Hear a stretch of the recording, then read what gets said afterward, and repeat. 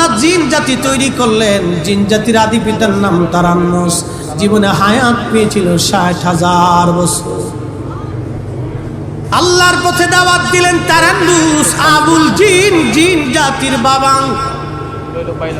জিন জাতির বাবার নাম তারান্নুস, মানব জাতির বাবার নাম আদম, উপাধি আবুল বাশার। জিন জাতির আদি পিতার নাম তারান্নুস, উপাধি আবুল জিন। জিন জাতির সবশেষ দাঈল আল্লাহ হলেন খামুস। জীবনে হায়াত পেয়েছিল ৩৫,০০০ বছর। ৩৫,০০০ বছর পরে আল্লাহকে বলল, আল্লাহ তোকে আর আমি আল্লাহ বলে মানি না। আল্লাহ বলেন, হামুস তোমাকে দায়িত্ব দিয়েছিলাম জিন জাতির হেদায়েতের জন্য, যেহেতু আমার থেকে ঈমানকে গুটিয়ে নিলি, যা তোর নাম আমি আমার দরবার থেকে কেটে দিলাম।